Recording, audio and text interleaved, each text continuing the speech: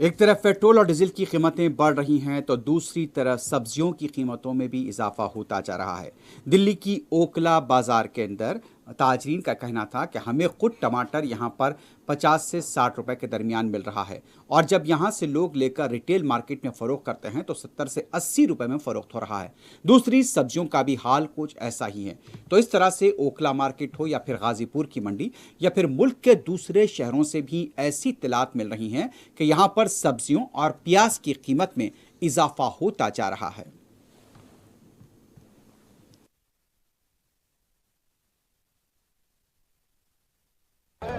Property आया, petrol के और डीजल के दाम बढ़ने से ही महंगाई हुई है। टमाटर पहले 20 रुपये किलो, 15 रुपये किलो, 10 रुपये किलो का रेट रहता था। आज मंडी के अंदर ही 50 रुपये किलो है। जो बाहर यहाँ से लोग ले आ रहे हैं बेचने के लिए वो 70-80 रुपये किलो टमाटर बेच रहे हैं। प्याज के रेट 40 रुपये किलो हैं, जो कि 20 रुपये किलो, 16 रुपये किलो, 15 रुपये किलो का रेट रहता था। मगर अब 40 रुपये किलो यहाँ से मंडी से लोग ले आ रहे हैं खरीद कर।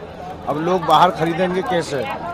बजट बिगड़ गया ना पूरा, लोगों को बजट बिगाड़ दे रहा सब्जी का। जो लाल पीली 100 रुपये किलो बिकती थी ये पहले, 180 रुपये किलो का रेट था इसका, लेकिन आज का रेट इसका 250 रुपये, 240 रुपये किलो है।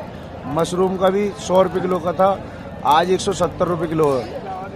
पूरी सब्जी ने बजट बिगाड़ रखा है लोगों का। गरीब आदमी क्या खाएगा?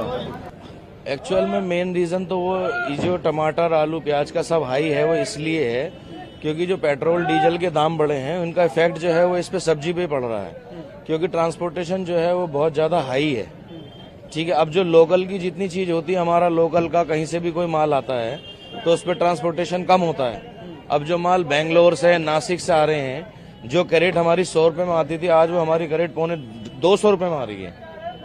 तो कहाँ पे पड़ेगा? माल पे पड़ेगा।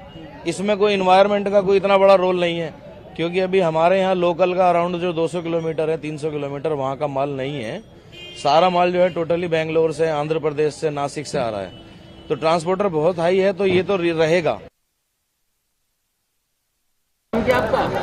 ऋषिपाल। पेट्रोल डीजल की दाम बढ़ने सब्जियों के दाम पर क्या फर्क पड़ रहा है? सब्जियों के दाम पर तो पूरा फर्क पड़ता है। पेट्रोल डीजल तो ये महंगा है ही है।